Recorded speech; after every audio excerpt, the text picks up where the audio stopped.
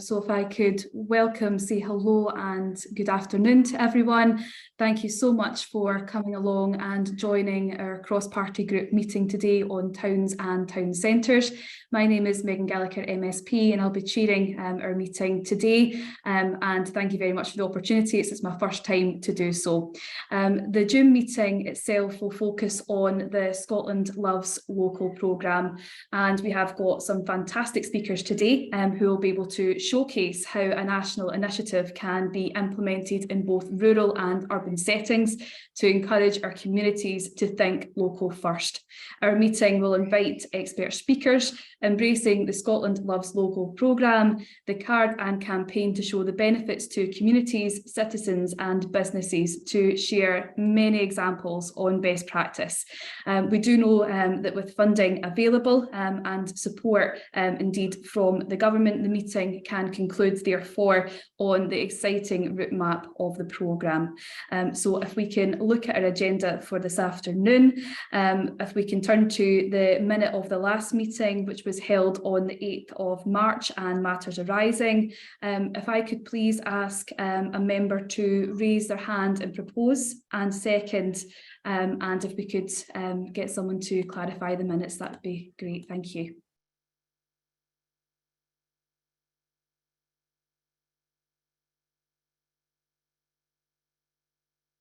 At this point, if anyone from the March meeting was there, if you could raise your hand or come off mute.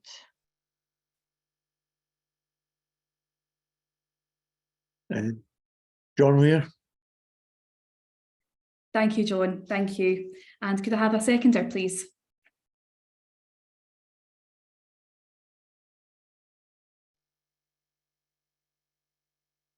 David Fryer, you happy to second? Excellent, thank you very much. So our minutes are now approved. We do have some MSP offices on the call as well this afternoon, so if I could welcome the office of Maggie Chapman MSP and Sharon Dowie, and thank you very much for coming along and making us quote for today. But first, before we get into our excellent contributions, could I please welcome Kimberly Guthrie, Interim Chief Officer of Scotland's Town Partnership, who will be able to give us an overview of the Scotland Loves Local programme. Over to you, Kimberly. Thank you very much, convener. Well, good afternoon, everybody. Today we've got the opportunity to share more about our Scotland Loves Local programme. And as we'll all remember, the Scotland Loves Local programme was born quite simply as a recovery brand from the first lockdown during the pandemic. The Scotland Loves Local programme puts localism at the heart of a greener, fairer and stronger Scotland. It's a multifaceted programme consisting of a campaign, a gift card and an award programme. The campaign we're all familiar with, and we've launched the recent phase 6, just 2 Fridays ago with Sean Batty, with our brand ambassador, all about choosing local, thinking local and spending local. The gift card, which you'll hear more about at the end of the session with our delivery partners, Mike and X, David O'Neill will share with us some of the exciting developments that we have coming ahead, and also reflect on some of the successes that we've had over the last year or two. And later on this month, we'll be delighted to share more about the awards that will be launched in advance of the end of year conference, and again, brings everybody together in terms of those supporting Scotland Loves Local and recognising some key ambassadors and national heroes within. So today we're going to hear more from our colleagues who will bring to life how the campaign, the gift card and the programme have all made significant impact in addressing the issues that we face in today's economic climate. We're going to acknowledge some of the cost of living support that we'll hear next from Graham Smith at Glasgow City Council. And we'll also hear from both Suzanne and Fergus in addressing the gift card in terms of both rural and urban settings, and how the Scotland's Loves Local gift card has enabled a mobiliser in terms of making a difference within those communities. And to end the sessions today, David will share with us some of the exciting developments we have to make sure the programme is digital, and also supported with some of the digital campaign work that we're doing in terms of making the programme much more in need of what's required within a digital society that we live in today. So that gives us a bit of a headline and really allows us to move into the next part of the session. So I'll hand back to you, convener, and thank you. Thank you very much, Kimberly, for your overview there, and I'm sure we're all looking forward to hearing from our speakers today. I'm just conscious that I want to give as much time as possible to members so they can ask questions and interact as we listen to our speakers, but also perhaps if we're able to ask questions as we go along. So I'm just wondering, has anyone got any initial questions at all that they would like to put to Kimberly before we move on to our next speaker, Graham Smith?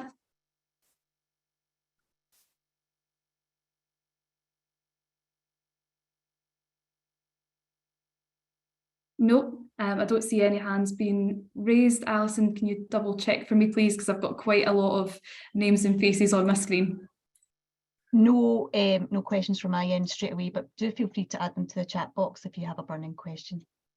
Excellent, thank you very much. Well, without further delay, I would like to pass over to Graham Smith, who will be discussing the cost of living support. Graham Smith, of course, is the Head of Investment, International and Innovation Department at Glasgow City Council. So if I could hand over to Graham, thank you very much.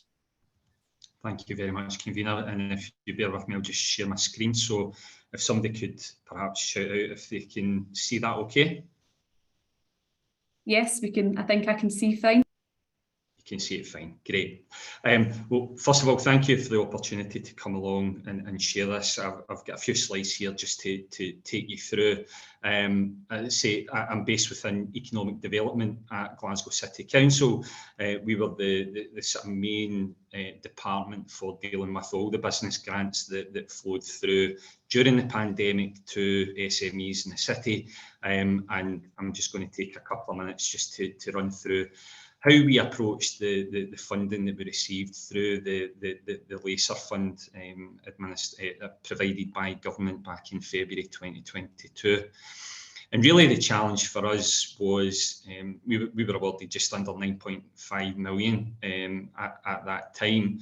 And as we were coming out of the pandemic, businesses particularly within the city centre, we're really struggling with footfall, and this was an opportunity for us not only to address the challenge that businesses faced, but also the cost of living challenge. At the time, Ukraine war was just starting, energy costs and cost of living was starting to rise.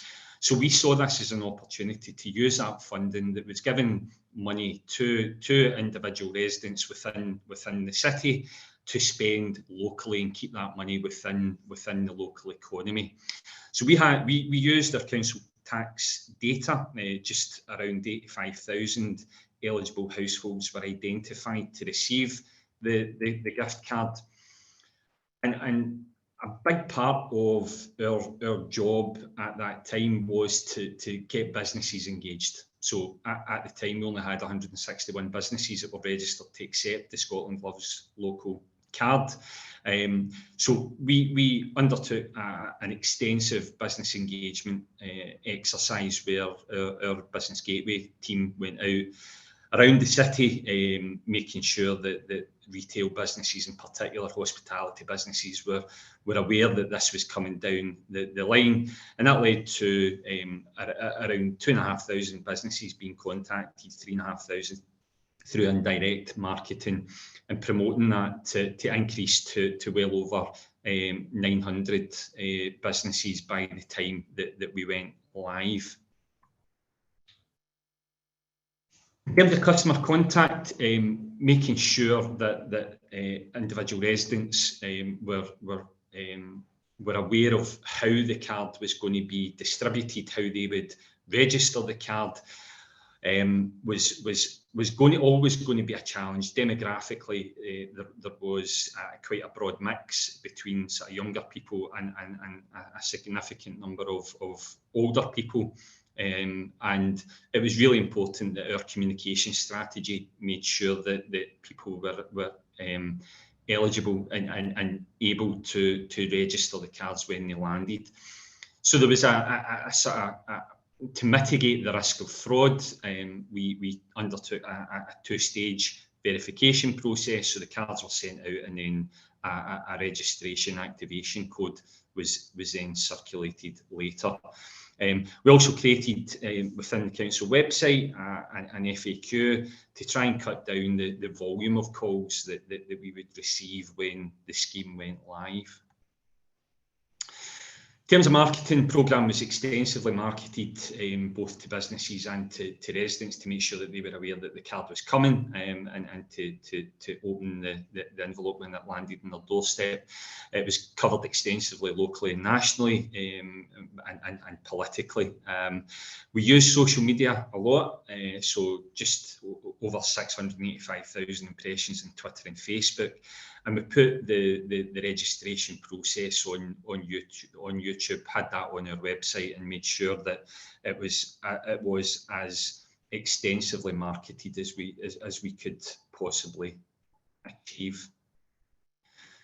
So whilst it went well in terms of the initial stages, there were a number of challenges that we had to overcome. The main one being the tight timescale from us taking the paper through committee and getting local approval to undertake the scheme, navigating some of the procurement challenges and the legal issues. Data protection agreements were also quite lengthy and took a bit of time, but we worked across both STP and internally within our own legal department to make sure that we had everything in place by the time the programme was going live. And it's important to say at this stage that there was no beginning to end model of this scale. We'd done something similar early on in the pandemic with food vouchers, but it was to nowhere near the size and scale as this, which made it quite challenging for us. So just in terms of where we've got to, the 78,000, just over 78,000 cards been activated. The spend to date is just under 7.5 million, with the average transaction £23.20. So that 95% of the spend of cards has been in retail. And I guess just to give a sense of the scale of this, within a week, 68% of cards were activated. So I think that suggests that the work that we put in early on and the partnership work that we had in place with both MyConnects and STP, it worked really well. Just over £2 million was spent in that first year. Great injection into the local economy as well. 18% of the total fund spent within a week. And by week 4, 84% of cards were activated and just over £4.7 million spent. So in summary, overall, the disbursement scheme, it really was a fantastic success for us. It's something that politically I know that the leader of Glasgow City Council still talks about fondly. It really was an area where we hadn't done anything of this size and scale, and it had such a broad reach into both the business community and to residents. Over 90% of cards successfully activated and 7 million spent in 2 months. It really is a fantastic achievement. As I mentioned earlier, the vast majority of spend was in food retail, and that suggests that the majority of recipients that use the cards to support basic needs. And the cards, finally, just cards were mainly used soon after activation. I guess reinforcing the need for the LACER funding by government and very welcome by low-income households. That's me, convener. I'll stop sharing my screen there and happy to take any questions if anybody has any. Excellent, and thank you very much for your presentation, Graham. Really interesting to see one of the many initiatives that councils are using just now to support our businesses during a very difficult economic time. I'm looking at the chat function just now. I can't see any initial questions, so if it's okay with yourself, Graham, I'll kick off with just a question that perhaps came to my mind. And just like that, a question came into the chat. So David, if it's okay, we'll come to you in just a second. But just in relation to the true economic impact to businesses.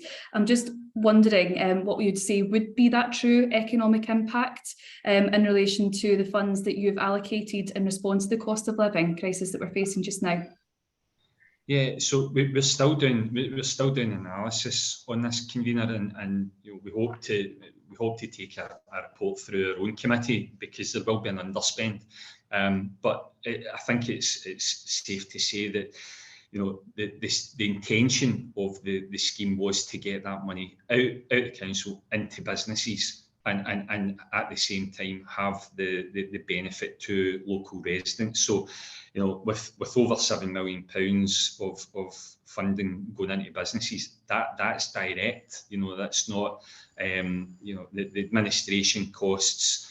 Yeah, you know, we'll be doing a full analysis of that, but proportionately, it was less than 1% of the total amount that has gone out. So in terms of value for money, and in terms of the way that we've been able to execute this and pass on that funding support to both businesses and individuals, I think it's been really successful. No, thank you very much for that.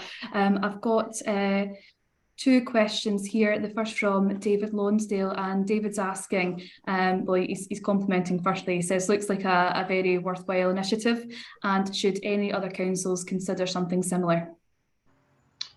Absolutely. I mean, if the funding's available, and certainly we've spoke to a number of local authorities about who came and approached us after we'd announced that this was our intention to use the scheme, and happy to share our experiences. I think the collaboration with STP and MyConnects was really critical. It really was.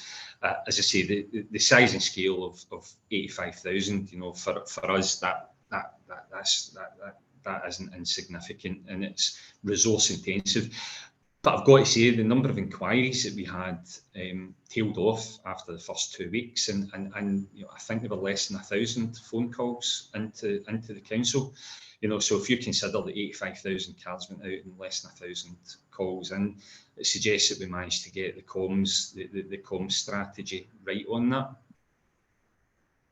No, thank you. The next question I've got is from Donald Stavert, and he's asking, how much is unspent, and did you study the 10% that did not register, and perhaps reasons why they didn't? Yeah, so we're doing that just now. So we've got, I think, until November. So the cards have got a full year. I think we've done it up to the end of October, beginning of November, for the cards to be fully spent. So those cards that have been activated, they have a year to use the full fund. We're projecting, we've done some early analysis on that, we're probably projecting around about £500,000 underspend. But as I say, we'll be doing a full report internally to our committee, because any unspent funds will come back into the council and we'll recirculate them. So we'll look at how we use them, and you know, we'll put forward proposals to our City Administration Committee on what we think could be most valuable. If I can, convener, just to say that we also, when we launched this scheme, we did get a number of other groups come and approach the council to say, you know, we're not eligible. So we ring-fenced around £500,000 for women's aid and women's shelters, so that we could support individuals who absolutely needed support, but perhaps because they weren't living at home or didn't have, they weren't on the council tax register, we were able to support them. So we supported women's aid shelters and homeless units as well through the scheme, and cards have been sent out, and again, we're monitoring the impact that has. No, thank you very much for that, and it just shows you the scale in which that you can now reach out to particularly really good organisations who work with vulnerable people. So thank you very much for that, Graham. I don't see any other. Oh, hold on. I don't see any other. Oh no, I do. Another one from David Lonsdale. Were there any lessons to learn from a somewhat similar scheme which operated in Northern Ireland the Christmas before last? Yeah, so we spoke to colleagues in Northern Ireland. We did speak to them to understand how they'd approached it, and the feedback was very much communication. Communication was key, and communication collaboration, and we took that on board and looked at how we could maximise social media, maximise the web presence. Although it's important to stress that there were a number of older households who were within the demographic, and we made sure that we were proactive in contacting them and ensuring that they had the support.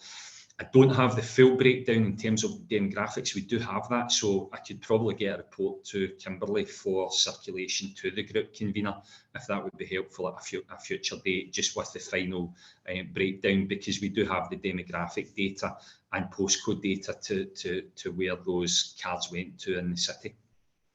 No, that would be great, Graham, and I did see a couple of heads nodding there, so if you're able to get that to us, we can certainly get that circulated to the group. Thank you very much. We're sticking to time, which is a first for me. If I could now introduce and hand over to Fergus Murray, who is going to speak to us about rural areas, particularly in relation to independent businesses and tourism. And Fergus is the Head of Development and Economic Growth at Argyll and Bute Council. So over to you, Fergus. Thank you. Thank you very much. I don't really have any slides to share with the group, so I'm just going to talk through a little bit of our experience in terms of using the Shop Local card and how it's kind of intertwined with some other activities that we've been doing to support our rural town centres, including our towns and communities and islands, because in Argyll and Bute we have 23 inhabited islands, and a number of them have our key settlements on them, like Tobermory on Mull or Bowmore on Islay. I think our rural towns and communities and town centres are continuing to recover from the impacts of the pandemic. And even following that, the rise of the cost of living crisis placed a lot of pressure onto our communities, in particular into our small businesses, and also many people in our area that are on low incomes and are really feeling the pressure in terms of cost. To put it into perspective, some of our rural communities are facing food prices in excess of 30% of what the national average is. So you can imagine the pressure on these households, plus transport costs, plus energy costs, and what we were really concerned on what that impact would be over the winter and coming into this year. Our small towns also are increasingly dominated by independent businesses, small businesses that have proved highly adaptable during the impact of the pandemic, and they've continued that adaptability as they move forward. But they were really feeling the pressure through a lack of income coming over the tills, especially in their relation to the tourism market, which I'll come into a little bit later in my talk. We have been let down a little bit as well by corporate players kind of moving out of our small towns, such as the banks, and most recently like M&Co and stuff like that. So it's given our communities a bit of a wobble, but it's good to see that the smaller independents and other uses are coming in to try and take over these spaces, which is encouraging. We are also in sort of parallel with the Love Local campaign and the card. We are continuing to invest in our small towns through the council and external funding, and a lot of that funding comes through the Scottish Government, through PBI funding or through Crown Estates, where we've actually managed to take forward a series of initiatives in our towns to adapt them to the new demands, either for residents or also for our tourists coming to our area.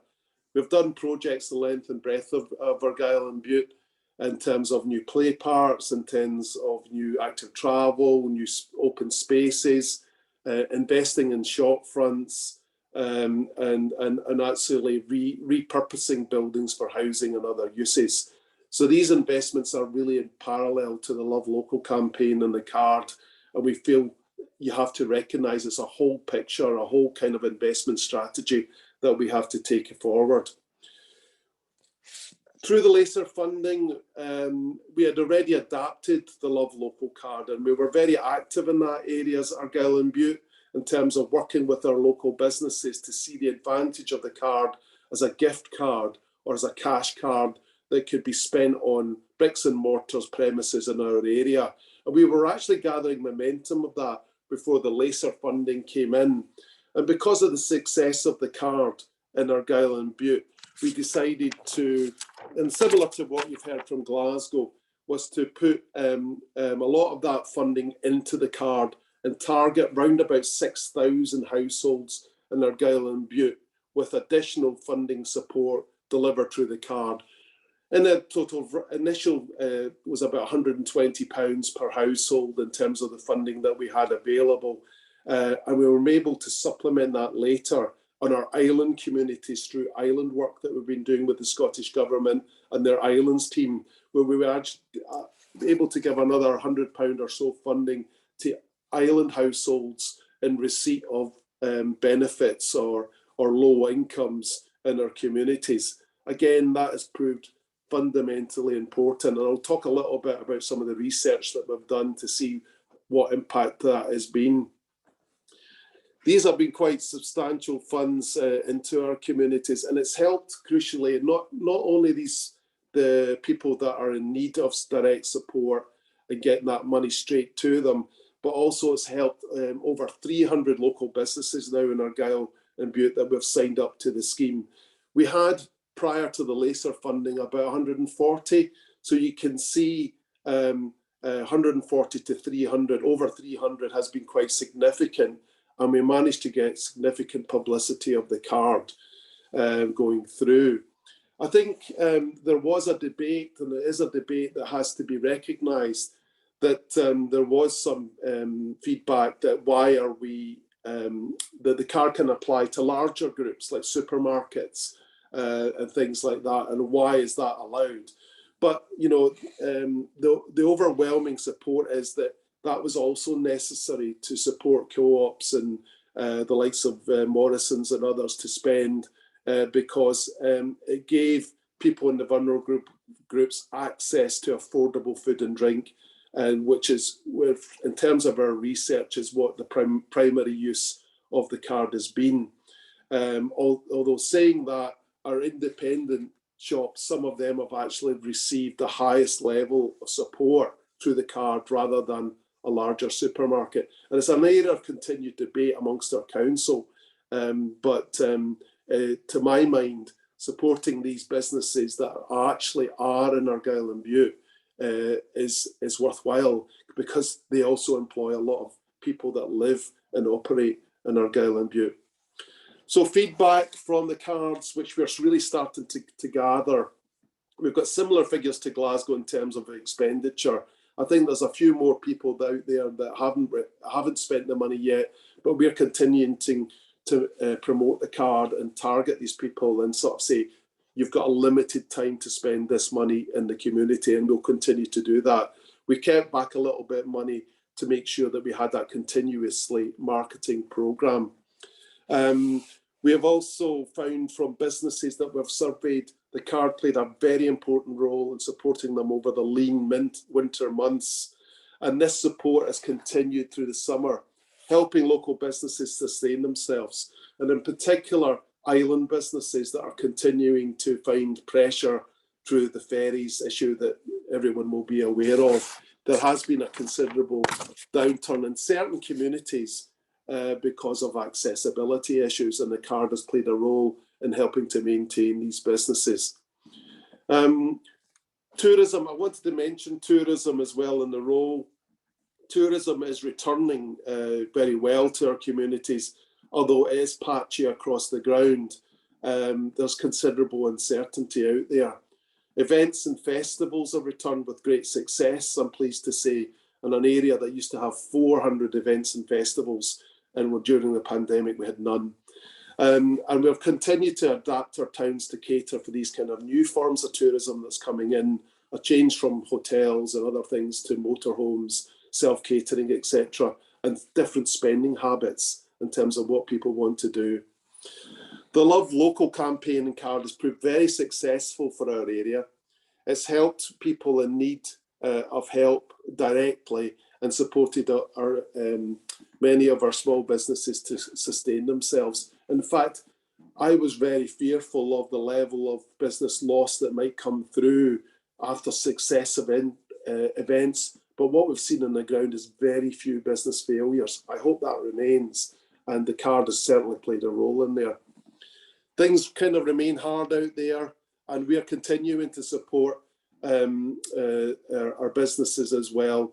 And we've also used money on the card to support food banks directly, and also help in other ways with our vulnerable people in terms of supporting school children, for example, additional money and school kids in receipt of free school meals, etc., and looking at transport costs as well.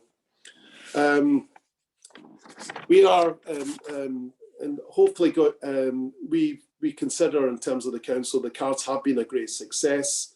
We're highly supportive of the Love Local campaign. And if more monies were to become available, I'm sure that our council would support the further distribution of money into our economy through this way, because it has a win-win situation. And I'd just like to conclude with that.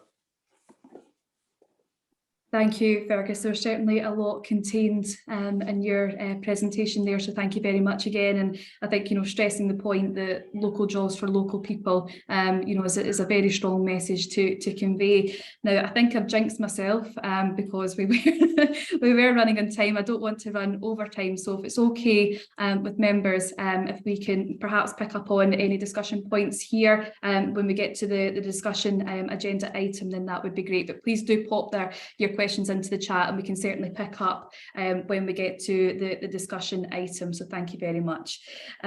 Next up, in relation to towns, we have Suzanne Rind.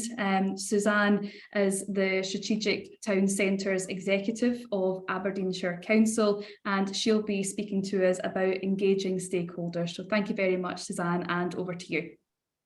Thank you very much, convener. All right, I do have a presentation, so I'm just going to try and share that for you. Hopefully you can see that. Yep, that's you, Suzanne. Perfect, thank you. Okay, so I am going to be giving you a quick run through this afternoon about how we try to practically engage our stakeholders in the Scotland Loves Local gift card scheme. So I'll just start with a bit of background to the project. As you've heard already, with support from the Scottish Government, the gift card programme is a key part of the Scotland Loves Local campaign, spearheaded by Scotland's Towns Partnerships to deliver the gift card scheme in partnership with MyConnex. Aberdeenshire Council introduced the gift card as a part of the pilot scheme in 2021.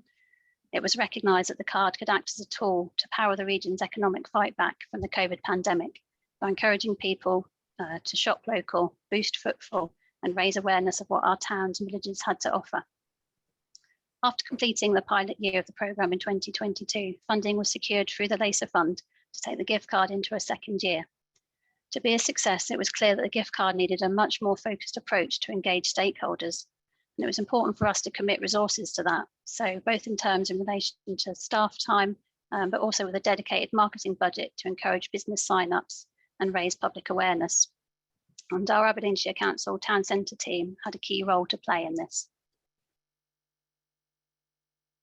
So moving on to look at the stakeholder engagement, for us, the key to growing the card's attraction as a product that consumers would choose is to have a wide selection of businesses, both by sector, but also by geographical spread, which in the size of Aberdeenshire is quite a challenge. So to achieve this, we tried to reach out to businesses by having one-to-one conversations with them to explain the benefits of the scheme. And this has included taking time out to visit towns and to go into business premises.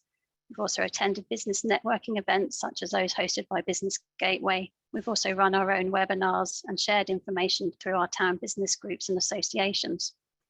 We've also utilised social media as best as we can, setting up a dedicated Facebook page where we post weekly new business sign-ups, tagging the businesses, as well as posting regularly on LinkedIn. For us, having imagery has been really important for the social media, and we've been able to work with our council photographer to visit businesses, as well as asking the businesses themselves to send us their own images for us to use. We've also been looking for opportunities to attend events that are taking place that target key business sectors, and we're able to talk to businesses from food and drink and hospitality at the recent judging for the North East Food and Drink Awards. We'll also be advertising in the brochure for the award ceremony. All of this activity has meant that the number of businesses now accepting the card is over 320, with this increasing steadily every week. We have a wide range as well, and that includes butchers, bakers, local garages, builders merchants and even things like camper van hire. So it's a really wide opportunity and selection for people. The images on the right of the slide here highlight some of the activity that has taken place. And we're particularly pleased that other businesses are also using the gift card as a part of their promotional work. So for example, the team from Fraserburgh Harbour recently gave away a £250 gift card in a prize draw at the Skipper Scottish Expo. I've just noticed I've got 319 businesses on there, so it's gone up again today. So yeah, 320, so it's always increasing all the time. So moving on, and with the business selection growing, our next task was to raise awareness amongst the public, because without public buy-in, the scheme is not sustainable. This has involved a mixed approach. So we've been attending farmers markets and Christmas events across Aberdeenshire, aiming to do at least one event a month. And most recently, on Saturday just gone, we had a stall at the Taste of Grampian food and drink event held at the P&J Live Arena in Aberdeen. This is a large-scale regional event attracting thousands of people and allowed us to really raise the profile of the card. And the highlight of the day was getting a picture with James Martin with our cards, so we were pleased with that. We've also been posting regularly on our Facebook page and running giveaways as well. We've secured advertising on local radio and Google and Facebook. This has been supplemented by press releases and sharing information through community networks. We've also recently introduced the Load the Card function, which allows consumers to pick up cards from locations in store instead of having to purchase online. This makes the card much more visible to shoppers as they're out and about. We're also trying to be consistent with our branding and messaging, and have even ordered gift card t-shirts, which I'm sporting today. Although there's still a long way to go, our sales in year 2 have increased sixfold. And at the Taste of Grampian event, it was really pleasing that many more people said that they were aware of the scheme, which was excellent. So the final element of our campaign to engage stakeholders has been about harnessing the power of Aberdeenshire Council itself. So as an anchor organisation for the area, we have many assets and people, and we felt that these were untapped resources. So in a similar approach to you've just heard from the other two speakers, we too have had funding through LASA to disperse to over 11,000 households, £100 gift cards, and that was households in receipt of council tax reduction. So this was rolled out quite recently, so just in February this year, but so far has yielded extremely positive results for us too. Without a doubt, it attracted businesses to sign up to get involved with the scheme, and of course has benefited householders struggling due to a cost of living crisis. Alongside this, we've worked with other council teams, so we've encouraged our colleagues in Live Life Aberdeenshire, who are our leisure and library service, to sign up so that all the leisure centres within the council also accept the card, which helps to improve health and wellbeing of our communities. And that also includes the visitor attractions such as Macduff Marine Aquarium. Colleagues in Economic Development Employability team have also used the gift card to replace supermarket vouchers, which they previously gave out to clients in the gap between ending their benefits and being paid when starting work. This offers their clients much more choice and power over where they can spend their money. And we've also worked with colleagues in our customer service teams who now stock the Load This Card envelopes from our customer service points in 8 town centre offices. So that's also increased the range of choice for people to pick up the card, but has helped the council bring footfall back into our council offices after the pandemic. And finally, we've tried to share the shop local message through our internal networks within the council, showing it as an alternative for perhaps leaving or retirement gifts for staff, but also recognising that the council itself employs thousands of people who may now know more about shopping local. So in summary, all of this hard work, and it is a lot of work to do all this outreach, but it's definitely worth it. And so it's all about the difference it's making to our businesses and the vibrancy of our towns and villages. So to date, we've seen over £700,000 spent through the card and 232 businesses benefiting from that. We've also recorded really positive feedback from the businesses and community, as you can see, because I've included some quotes here on the slide. The scheme has been welcomed by businesses who have seen additional spend and new customers coming through their doors at a difficult time for trading. And when we've been out and about talking to the public, the shop local message is one that people genuinely believe in and want to support. They really just want the convenience and choice that they can get from places like Amazon. So with increased awareness, they will choose local. So we believe the gift card and the shop local message helps to facilitate this, ultimately keeping money local and benefiting us all. So what's next for our engagement plans? This last slide will hopefully give you a quick glimpse into our upcoming plans to widen engagement further, which will include using video and platforms such as TikTok and Instagram. Now I'm going to see if that will play. Hopefully it will. Excellent, thank you. So that, yeah, it's just a quick idea of the sort of thing that we're looking at. And although we had a lot of fun doing it, it was really about showing that it's a serious message that we need to engage all sectors of our communities, and that includes younger people as well in the shop local message if we want it to be successful. So that's what we're going to try and do next. So that's it. Thank you for listening, and please feel free to follow us on Facebook.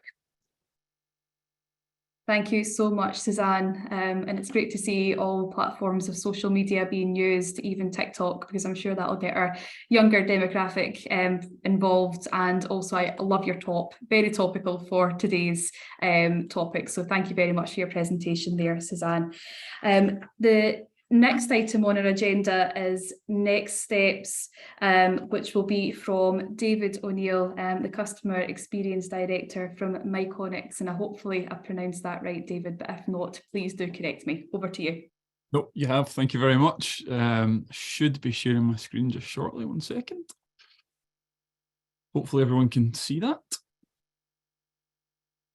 Yeah, so what are the next steps? So I guess I get the exciting bit, and I really would like one of those t-shirts as well that Suzanne is sporting, so I'm sure I'm going to try and sort that out afterwards. So key here, how do we take forward the card proposition in all the relevant areas where it's applicable? So the clue's in the name, it's a gift card. So we've got a gifting use, we've got a use potentially for employees or volunteers, and then we've also heard a lot about financial support. And there are common threads that link all of those different uses where funding is being used to take the Scotland Loves Local gift card to the next stage, effectively. Step one in those next steps is taking the cards fully digital. So the current offer is dominated by physical card use and delivery for both gifting and disbursement, as we heard Graham mention. And particularly that's trickier physically than digitally in a lot of cases. There is still a big market for physical cards, however, for a couple of reasons. People like to hand over a gift very often, so they like a physical item to give, as you probably all know. And also there are sectors of society who are, reluctant to use digital technology or perhaps don't have the appropriate technology. So it will always be a mixture. However, digital card usage is growing, and it's really important for local spend growth that people can see and use their Scotland Loves Local gift card digitally as well as physically. What that requires in order to enable that is a couple of things. Initially, we need to redevelop the website to enable digital purchase. So investments being made via funding to deliver that towards the beginning of Q3 of this year. So there's some significant work going on to make that possible. Secondly, the cards themselves, we're the technology provider, and we work with MasterCard to provide that technology. So they power the payment technology. And we've been working with them to enable gift cards of this type to be accessible for payments from people's digital mobile phone wallets of all the major device providers. So when you get a digital card, we anticipate by the end of Q3 this year, and supported by funding, that all physical cards, including those currently in circulation, will have the functionality to be added to mobile phone wallets, just like people do with bank cards. So it'll be really simple, delivered digitally in a way that people are highly familiar with. And that has a load of advantages in terms of appeal to key purchaser groups that we've talked about, for use on transport and other national networks. And also there's an environmental impact, which is lower than physical cards as we move towards Scotland being a net zero nation. So that's stage one. Step two is about how we engage organisations to use the cards more widely with their teams and user groups. and remove friction points where they exist that might prevent them right now from doing so in some cases. So that we know that employers and organisations want to support their local town or city from research and all the feedback that people will have heard. And we know that people from all walks of life, employees, volunteers, consumers, have large and small brands that they love near to where they live. And the Scotland Loves Local gift card is unique in delivering for both. Be it a gift, be it a reward, it ticks all of those boxes. And I think, as Suzanne mentioned, it's far better than some of the alternatives like Amazon that take money out of communities and offer only a generic or depersonalised choice. So to make it easy and possible for those organisations to use the cards for this purpose, again, some funding has been directed to a dedicated website for organisations. And what that will allow them to do is order cards for their people in bulk, quickly and easily, across local authority borders. So if you want a Scotland Loves Local gift card for Glasgow and your business is based in Glasgow, it's likely that you will have employees in surrounding areas. And at the moment, that functionality is not that simple. You'd have to do separate orders. So we are building something that makes it easy to do for an organisation, regardless of where their people are, which is important. That will be live from September. Investments also been made, again, in a world of hybrid and remote work, in making sure that those organisation orders can also be fulfilled digitally. So today, if an organisation orders cards, it's physical only, and that functionality will come out at the same time, so towards the end of Q3. And then the final step. So the final step is building on some of what Suzanne talked about, is engaging with the types of users direct to nurture the stakeholder and user relationships that we have. So working with our partners like Suzanne to engage key organisations to educate them about the opportunity to use Scotland Loves Local gift cards. And that's through things like case studies, attending events, and step-by-step helping them through the process of adopting cards in their organisation.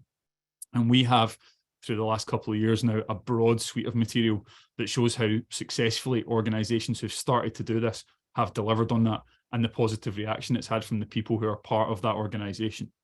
So that covers the length and breadth of the country. We have organisations ordering, high 5-figure values of gift cards. And in some of the programmes across the country, we have up to 50% of the cards issued are being used by organisations. So we want to build on that success. And, what does that achieve? So it builds stakeholders in the card who purchase them, which is really important, across businesses, organisations, third sector. But also it helps us to build national accepting partner stakeholders in sectors like transport, retail and tourism over time, which really embeds the cards for use more and more in the areas that people like all of us want to spend our time and money. So in summary, all the work we're doing to the next steps of the card are to deliver in this year easier and more volume of card use, delivering more money in local communities being spent and promoting that local economic growth. Thank you very much, David. Again, another fantastic presentation to showcase the movement and I think the attraction towards the Scotland Loves Local campaign, but actually how can we bring it into an area where more people can access it, and I'm sure there will be more questions on that soon. That's the main speakers now all concluded. So thank you very much once again to all of our fantastic speakers who have joined us here today. We're now going on to our discussion part of the agenda, and I'm quite keen to hear from members who have joined us today, if they've got anything that they would like to raise in relation to today's discussion, any points they would like to raise with our speakers who have been excellent today. So I seen a couple of comments into the chat. We had one comment in relation to I think it was in relation to supermarkets, and this was from, was it Fergus? Fergus himself put it in relation to supermarket locations in Argyll and Bute. I think that's actually maybe a talking point that we could maybe start on, because I think just now it's got the local cards open to everyone, but would it not be better if we could maybe focus it in to ensure that our smaller businesses are benefiting as much as our larger businesses, such as our supermarkets, for example? I don't know who wants to take that one. Kimberly, yes, certainly. Hi, thank you very much, convener. I think it's really important to point out that the Scotland Loves Local programme is an inclusive programme. And by excluding certain sectors, certain, size of industry, we do cut down a lifeline on many. And I think Fergus hit the nail on the head when he talked about jobs within our local areas. Many of these, bigger chains do employ many from the local area. And also within, Suzanne will relate to this as well. We've had a lot of instances where some of the bigger supermarkets are the only sort of food choice that many citizens have got to spend within certain areas. So we have to remember this is a very inclusive programme and that this is something that will meet the needs of everybody. Excellent. No, thank you very much, Kimberly. Eddie McGill, I think I saw your hand up. If you would like to maybe come in, can you unmute yourself?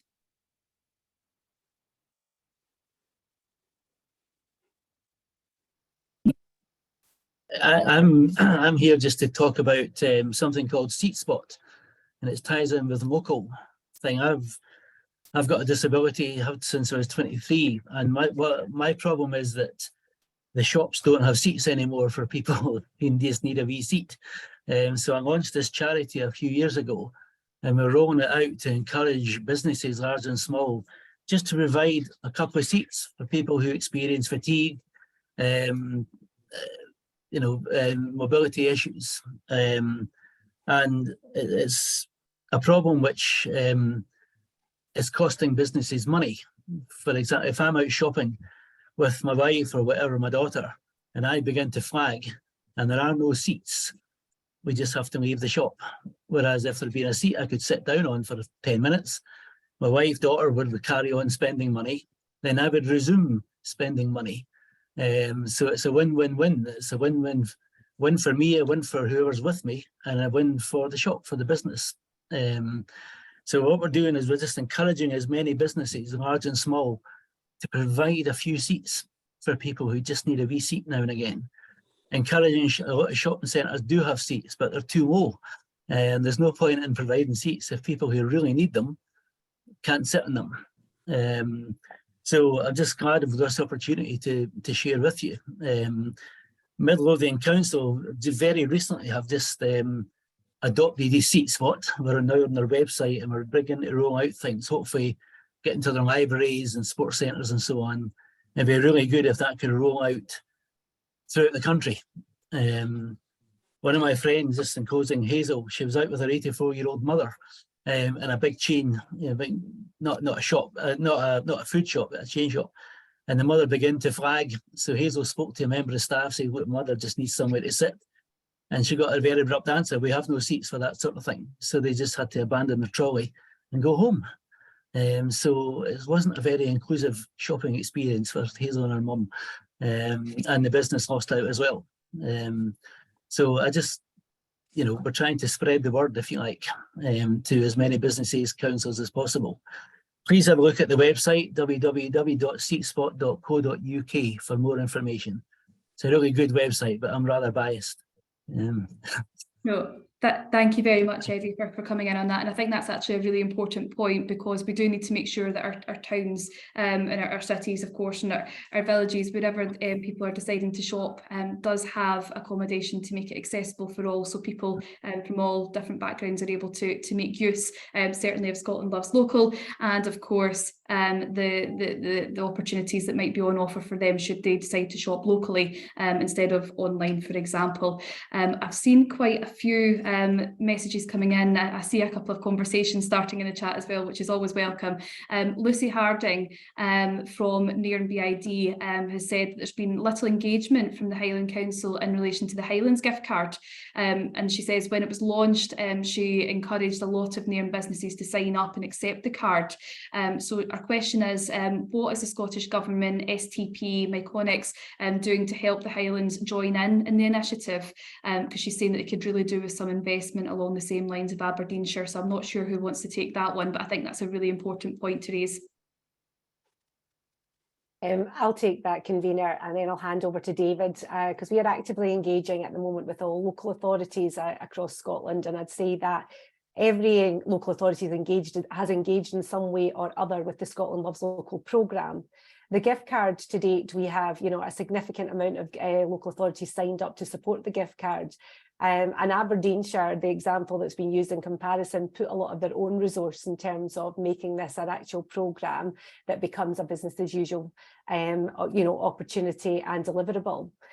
We would be delighted to have more engagement with Highland. We have got some traction in the area with yourself, Lucy, and also Inverness and various other things that are coming on board. But again, the Scotland Loves Local programme success is about the sum of all the parts. It's about embracing the campaign, engaging with the key deliverables, and also using the gift card to actually move money and actually make sure it hits where it really needs to work.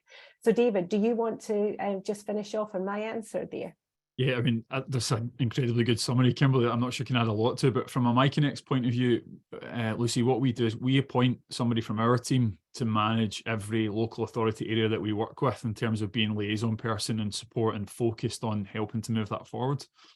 But I think what Kimberly said is key. And for me, you know, we see ourselves as facilitating your programme. So it's a programme that the local authority own and take forward and drive. And as Kimberly said, it's all about that partnership. There's lots we can do. You know, we can provide case studies. We have a user group where we share best practice, you know, which is open to everyone who's got a programme, to try and create that sense of community. You know, we'll have sort of regular meetings to share things we hear. We send reports about stuff. We share PR. So we do all the things you would expect us to do to try and help grow it. But as Kimberly said, that I guess that needs kind of a hand in from everyone. You know, we can take it so far, but we're not in the Highlands every day. And it's those local stakeholder relationships, that local focus that, funnily enough, really helps to drive a local spend gift card. Thank you very much. Lucy, I don't know if you maybe want to come back in on that, but please do in the chat and we'll see if we can pick it up. I know we're stuck for time, and I'll try and get through as much as we can here, because I see another comment in from Peryl Hamilton in relation to the breakdown, in relation to what sectors are using the cards, how many cards have been issued across all local authorities, the actual spend, and perhaps the introduction of a top up to the cards as well. Tony is saying here, is it possible to be more innovative with the breakage funds, reissue part of the cards to hand out to the less financially well off? But I think there's another important point made here by Mary, who said, is it too late to apply for the gift cards to hand out, because she is a small local business? So I think there's still a huge interest there, David and Kimberly, for more businesses to sign up. So I don't know, I'm going to throw that out because I appreciate we'll be summing up shortly. David, I'll let you. Yeah, I was going to say the easy one to answer is, can businesses still sign up to be part of the card? Absolutely. So you can go onto the website and do it from there really, really quickly. So yeah, that's no problem. I think we saw that with Suzanne's slide, that we are getting businesses signing up, you know, by the hour some days, and, you know, daily. So it is a movable feast at the moment. So, but yes, it's not a never ending. They can sign up whenever. Excellent. And I saw another one, just so I don't miss it, I'll try not to miss anyone, from John Park. If the card offered a discount in local shops, it would seem like better value. The discount could be funded by councils by loading a slightly lower value on the card. So these are good ideas. I don't know if they're ones that we can certainly take forward and consider, but it's great to hear feedback from our membership in relation to how they think it's going, how they can sign up, and certainly what they think in terms of future progression of the Scotland Loves Local campaign. And thank you very much, Alison, for putting the information there into the chat, so members of the CPG can look at it further and hopefully sign up and invest into this initiative that's ongoing. Kimberly, before we conclude the meeting, would you be able to do a quick summary for us in relation to what we've discussed today? Yes, certainly, convener. So many thanks to everybody who's taken time out to speak and to come in here today. I think that we've heard how the programme and the gift cards have not only just provided local economic stimulus, but they've put value back into communities. And I think that's really key to acknowledge that in terms of broad scale. Like I mentioned earlier on, the phase 6 of the campaign has already begun, And we will launch an exciting week in October, the 28th of August, sorry, all months in one in season. So that's going to be our Loves Local week, beginning on the 28th of August, just for clarity. A week of pushing the Choose Local message and driving advocacy across local areas and businesses. So a really important week for your calendar. And you'll hear more about that from STP and MyConnex in the forthcoming days. But just lastly, I think it's really important to acknowledge that the gift card has been hugely beneficial and making a difference to local trade and commerce over the last year to two. What began as a pilot programme has evolutionised itself into something that is really fundamental to growing our economic local areas. And I think that, David mentioned we've got so much exciting things coming afoot that will make that even more endorsing. The gift card is not just about disbursement. It's not just about managing funds or benefit or things like that. It's about changing behaviours about the way that we do business. And this year we'll see a lot more work done on our corporate corporate employers in terms of driving awards. We'll see more work done within the travel sector in terms of connecting local places and, addressing the net zero imperative. And also two important sectors, including university hardship and the care sector, are two areas whereby we'll be putting a lot more efforts and emphasis in terms of acknowledging some of their needs. So again, the programme itself evolves over time and continues to grow from strength to strength. So thank you very much, Convener. Excellent, thank you, Kimberly. And we've just managed to nearly be on time, not quite, but only 2 minutes over. So I think we've done well. We've managed to pack in quite a lot today in relation to the agenda and our discussions. And I just want to thank the speakers once again for giving up their time this afternoon, and of course members as well for their thoughts, engaging, and of course coming along to listen about our Scotland Loves Local programme. In terms of next meeting, I do believe that it will be in September, but there's no date specified as yet, and if possible from the membership, if anyone's got any topics they would maybe see covered in the future, if you could please email Alison, and I think Alison might be she's put her email into the chat, to hand over any topics that you would like to see the cross-party working group cover, because it's so important that we're listening and engaging with the membership and making sure that the issues we discuss here are relevant to everything that you're doing, whether it's your business, your organisation, your charity, because it's vital that we take on the work that you would like to see us take on. But once again, thank you very much for your patience. Hopefully I'll be invited back to chair in the future. You can give me scores on the doors at another point, but thank you very much again for your time, and I look forward to attending the next CPG in September. Thank you very much, everyone. Have a good afternoon.